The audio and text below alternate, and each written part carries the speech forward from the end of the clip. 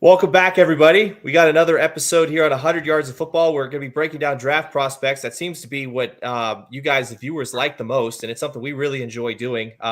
Joey's done it for a living. He's been paid to do it. Vincent and I are here doing it for free.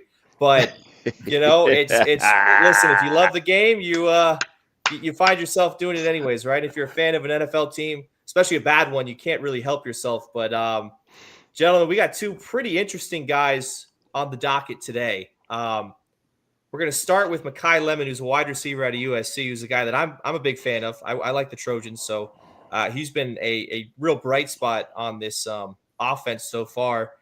And, Joey, I'm going to go ahead and let you start. What is your breakdown? What is your take? What is your dissection on Makai Lemon, his game, and how it can maybe translate to the professional level? Well, Makai has been a pretty consistent receiver for USC since he's been there. He's a young man that's about 5'11", about 190, 195. I don't think he has exceptional speed or quickness. That being said, I think he's probably going to run a high 4.4 to low 4.5 in that kind of range. But what he has is he is really shifty. He's got really nice foot quickness. He is great catching the ball in crowded spaces. What I mean, in between the hashes, he's great finding open area. I love his football instincts and his football acumen. He is a really polished guy, despite I don't think he's the most explosive guy. And I know some boards have him as a high first round pick. I'm not sure I would do that. When I think of a high first round pick, I think of at that position, at that size, is kind of what I'm saying. Despite him having some return ability, I think of a Santana Moss, who I drafted, or a Steve Smith, somebody who I see as a potential game changer, not only with their ability, but especially with Steve Smith with his toughness and his attitude and his playmaking ability. So I don't see this guy quite in the same light, but I do see this guy as having elite level instincts, feel for the game, ball skills. I think he provides something that the regular receiver doesn't have, from the standpoint of he's played both in the slot, he's played outside receiver. I know he's a returner. I see him in the mold of last year's Jalen Lane, who came from Virginia Tech, I believe it was, similar size.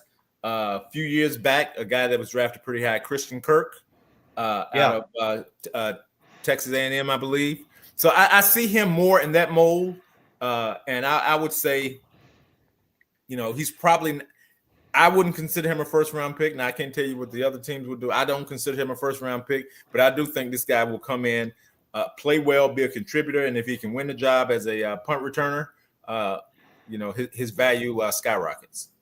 Okay. Vincent, let me throw some stats at you here. Last year, Lemon's season totals for 2024, 52 catches, 764 yards, and 3 TDs. This year, he's already got 50 catches. He's already got 776 yards, and he's doubled his touchdown output, at least in the receiving department, with 6. He's improved every single year. One thing as well is USC had 2 very solid receivers in Jacoby Lane and Deuce Robinson last year. Deuce Robinson leaves for Florida State. Jacoby Lane had an injury, and he's out indefinitely, so he's kind of filled into the role. Vincent, your take on Makai Lemon, watching the film, watching him play, the numbers are good. USC's a pretty good football team right now. They're, in the thick of things in the Big Ten, but give me your thoughts here on Makai Lemon. Hey, I like the young man. His hands are very reliable. I like his change of direction. He got that thump to him. Excellent return guy. Go look at the Illinois film. See, I go by facts. Yeah. Put on the game film against Illinois. I think he had 11 receptions, under 55 yards, 2 touchdowns, and he's more physical than I thought he was. But when you look at him, my comparisons, I remember, gentlemen, I'm 65 years old. So I got to go back to Lynn Swann. that athletic Lynn Swan. Now he's not as athletic as Lynn Swan, but think about it. Lynn Swan went over the middle. Lynn Swan was kind of shifty, like Joey said. Then he got a little AC in him. Remember Anthony Carter at the University of Michigan? Went on, had a pretty good career in the USFL with the Oakland Invaders and the Minnesota Vikings. Then he got a little bit of David Palmer that played down there at Alabama that was on that national championship team. Same kind of guy, same kind of size. Then y'all might agree with me on this. He looked a little bit like Peter Warwick. Maybe it's not as fast as Peter Warwick, but got that same kind of game changing ability. And then he reminds me of a guy the same age as me. I went to see him play, and I'm a diehard Tennessee fan. And I know that my man, our guy, Mr. Joey Clinkscales, had talked to him several times. But a lot of people didn't give him respect. But he was a first-round draft pick in the 82 draft, Mr. Anthony Hancock out of the University of Tennessee. Anthony was a little bit more physical guy. But one thing Anthony can do, he can go over the middle and catch the ball a little bit like Mr. Lemon. Back to you, gentlemen. You know, it's funny talking about, you bring up Lynn Swan, right? Because I was going to talk about the USC wide receiver pedigree, right? Like you got Drake London, Amon-Ra St. Brown, Juju Smith-Schuster, underrated guy. He's still doing it. Absolutely. Michael Pittman's having a good year. Absolutely. Joey, two things for Makai Lemon. One, it's the USC pedigree, in your opinion, right? There, as far as wide receivers, they're not quite the level of Ohio State guys, which I kind of give a nod to. And I say, if you played for Heartline and you've played for the Buckeyes at the wide receiver position, I think whatever you're doing, if you could take the things they taught you and you got the skill, you could translate to the next level. I don't think USC is quite there yet, but I think they're inching closer.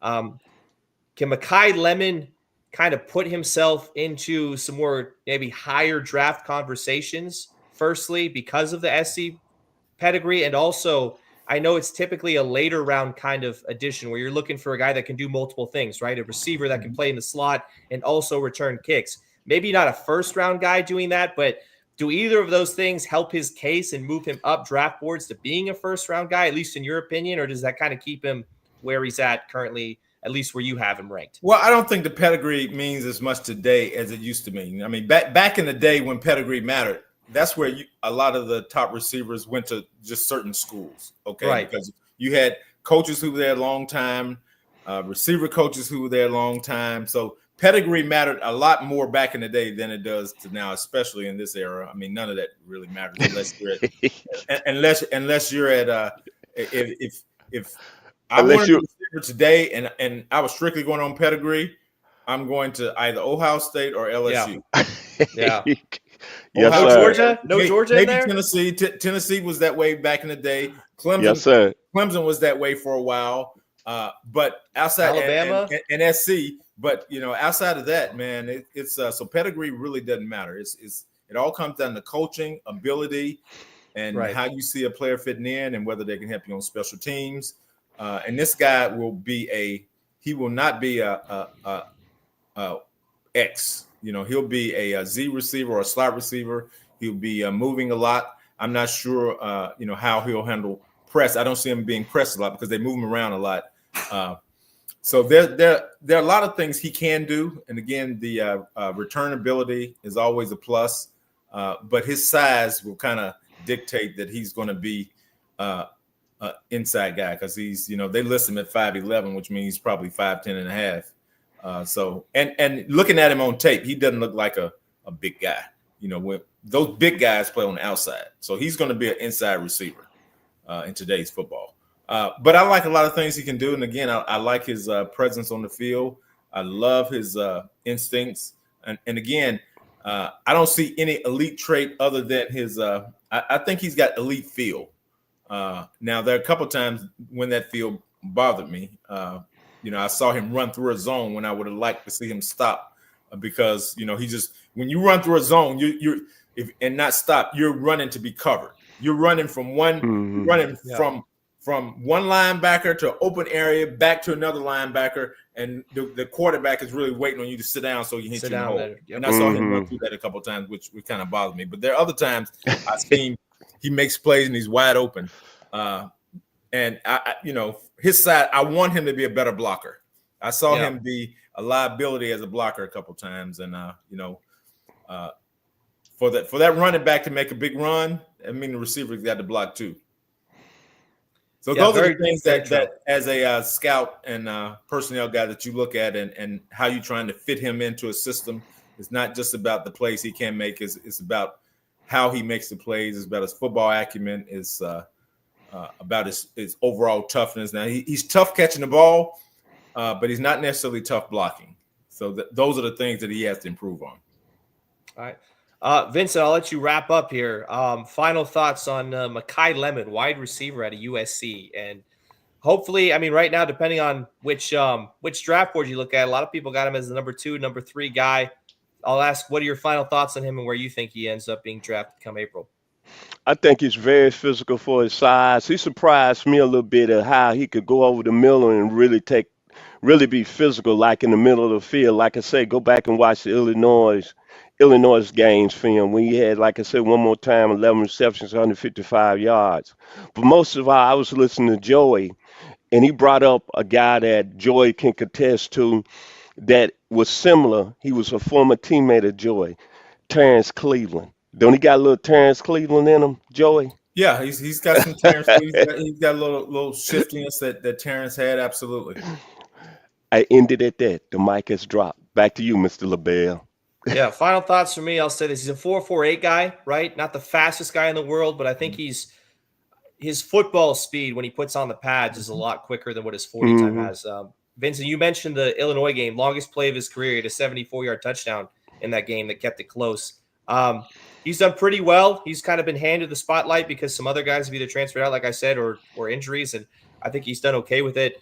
Don't know where he ends up, but I think someone will probably be decently happy having Makai Lemon on their roster coming up April here, just a couple months from now. Next guy we're talking about is David Bailey out of Texas Tech. Listen, the film that I broke down on him this past week was the Houston film. And he looked like a man amongst boys. And Joey, you say it all the time. You say it's a grown man's league. And when I watch David Bailey play football, I mean, he plays to be every bit of 6'3", 250. He's a 4.52 guy. He leads the nation in sacks right now. I'll ask what your takeaway is on him and what you think as far as a scout. But man, there's not a lot that you can really dislike about what David Bailey's doing in his game so far, at least this season for the Texas Tech Red Raiders. No, I mean, he's a guy that's 6'1", 6'2", about 245, 250.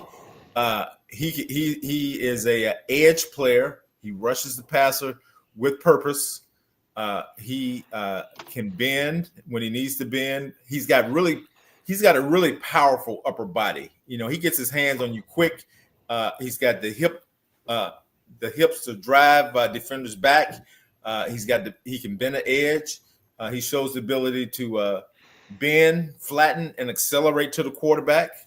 So a lot to like about him. He leads the country in sacks right now, and you can see why. He would not be a defensive end for you. He is a true outside edge linebacker who can rush the passer, kind of in the mode of what Hassan Reddick has been throughout his career, both at Temple and in the National Football League as a first-round pick. Just been never a true defensive end. And Hassan actually added weight because he was lighter, more like this guy's size when he first came into the league. And I think this last year or two, he's tried to get back down and lose a little more weight so he can rush the passer better. But this guy's special. This guy has special get off. This guy has. I'm not gonna say he has special bend because I don't necessarily see the special bend. I do see the quickness to get on the edge. But what he does have is special feet, and that's the thing that I think people forget about because when he's bending and he's not really all the way down and beating that guy, but what he does have is the feet to actually change directions, swim, swat the hand down, change directions, spin. This guy has all those tools. So I think this guy is going to be a pretty high pick in the NFL draft because the draft, the most important position is quarterback. The next important position is that person who can rush the passer and get the quarterback to the ground. And this guy can do that in spades. Yeah, Vincent, the film that I broke down, his ability to put his feet in the ground to just drive through a guy, and then also put his feet in the ground to get around somebody. It was really cool to watch. I think he's an incredibly raw talent, and since his freshman year, he's almost doubled his numbers each year, right? He had 2 sacks to 4 sacks. He had 7 last year. He's on pace to have 14 or 15 this year, which would again double it. And just the chronic improvement is something I really like. But Vincent, tell me what you like about David Bailey, watching him play here on Breaking Down Film on Saturdays. Well, one thing that I read about the young man that I didn't know, he went to Stanford, but out of the great state of California, you got some ties there, Brian. He was the defensive player of the year, 5-star prospect coming out of Yeah. modern day high school. So we already had some, what I want to say, some acclaim of being a type of player he was when he got to Stanford. As you mentioned, his production went up each year. And what's the size on him again? He about 6'3", 250, right? That's Yeah. 6'2", 6'3", yeah. Okay. When you look at this young man, and I watched him time and time again last night on YouTube, I kept saying he reminds me of somebody. I'm talking about old school. This gentleman I saw play when I was a true freshman at Arkansas, 18 years old, 1978, but this guy was playing for Oklahoma State out of Houston, Texas. He was about 6'3", but he was about 240, 230, but he played DN, but he rushed the passer. But one thing that caught my eye, this guy was run down on punts. Then he came into the National Football League with the Washington Redskins, was doing that his first year. Then they put some weight on him, like they probably going to do Mr. Bailey. But one thing that he did, that what Mr. Bailey do, and I watched the Houston film last night, Mr. Yeah. Bailey was pushing the tackle up in the quarterback's lap. He got a little Dexter Manley in him. And Dexter Manley was mean, man. And this guy right here is like his motor goes all levels when he rushing that passer. And then you talking about, I want to see how they going to test in the combine because I know he got that freak of sword ability. Midnight Star, 1984, a classic song. I know this kid right here has got some tremendous athletic ability. But you're right, Brian. When you watch his film, man, he just continuously keep coming, coming. First step explosion. I'm telling you, this guy's a mirror of Dexter Manley, who played with the Washington Redskins out of Oklahoma State, who was coached by Jimmy Johnson. Back to you, Brian. Joey, I'll ask you from the scout perspective, as I usually do, right? That's why we have you here. But is the chronic growth, is that something that you see from a scout and it kind of excites you to the point where we want to bring this kid in just on the fact that he's getting better each and every year? I understand some kids kind of have it, you know what I mean? They just do, but the chronic improvement, and then also the fact that he's shown he can win with strength, he can win with speed, he's getting to the quarterback, he's making tackles in all different kinds of ways. But is that something that you look at and you think maybe he's still not even fully refined, he still has more room to grow, so maybe it gives him a little bit of an edge if you're looking maybe to reach on him, which, with prospects, you're always kind of reaching, but maybe draft him a little higher than what ESPN and everybody else has on their draft boards? Well, I think what you have to do with a player like this is you have to know what he can do and what he can be. Now, you don't want to assume that he's going to gain a lot of weight because you see him at that weight playing the way he plays. Everybody can't play the same way adding 10 or 15 pounds. They just don't do it. That's just not how the body works. So naturally, from lifting weights, he'll actually gain more weight. But with the tests that they use, especially today, with the conditioning and everything that they do from the strength standpoint, if he's at the point where he's gaining weight and he's losing the twitch from all the drills and everything, they'll try to get that weight back off of him. Okay, right. That's where the technology and the strength and conditioning aspect has gone. So they can kind of tell how much weight you can handle and still play at your maximum level. So if he's a 250, 255 player playing outside linebacker, maybe with his hand down on third down, rushing the passer. Now you do see him playing space, and he is a pretty good. He has the ability to drop in the curl flat zone. He does that well. Now, his change of direction in space is not good at all. And that's the problem that worries you. I've seen him on more than 3 occasions. The running back is coming that way, put his foot in the ground and go. And he's chasing. And he's still running toward the sideline. And running back's going upfield. So his change of direction in space, in wide open space, is not good. But in a confined area, when he's rushing the passer, it's elite. So his elite traits are the things you want to build on, help him get better at the other things, like versus the run. He has the strength to set the edge, but sometimes he gets engulfed, especially when they know exactly where he's going to be and they can double him. I mean, he's got no shot because he's just not built that way. But when he can get his hands on one guy, rushing the passer, moving forward, going upfield, then he's a handful. Now, that being said, we'll see as the season goes when he's playing more guys that will also have traits to be NFL players, how he fares. But I expect this guy to I expect his name to be called early in the NFL draft next year. Yeah, Vincent, there's a lot of stuff that just on the tape and really his build, everything that just looks really, really good. Joey made a great point, the things that he kind of needs to clean up and improve upon if he wants to be, a next level pass rusher. Right? It's one thing to do it every Saturday, but to be able to do it on Sundays, that's very few guys are able to do that. But Vincent, what are your final thoughts here on David Bailey? What do you see? Do you think he could translate a lot of this stuff to the next level? Do you think there's going to be a massive learning curve? What do you think as far as David Bailey coming out and playing really a stand-up, right? So he's probably going to be more comfortable in a 3-4 setting in the NFL at the next level. Well, all I know is this is right now, Michael Parsons got paid a lot of money, right? Yeah. For rushing the passer. Montez Sweat from the Bears got paid a lot of money for rushing the passer. The Falcons went out and got James Pierce Jr. from the University of Tennessee and Jalen Walker to do what? Rushing the passer. Yes, they did. I love this young man out of Texas Tech. Like Patrick Mahomes said, guns up. And when I think about Mr. Bailey, I think about Gabe Rivera, who was a first-round pick of the Steelers, who was going to probably be the first Hall of Fame player out of Texas Tech. Zach Thomas holds that award now, but this young man right here has got an explosive first step, and I think he's going to be one of them guys when it's all said and done from 5 to 10 years from now, we're going to say, hey, we got it right on this video tonight about Mr. Bailey. Back to you, Brian.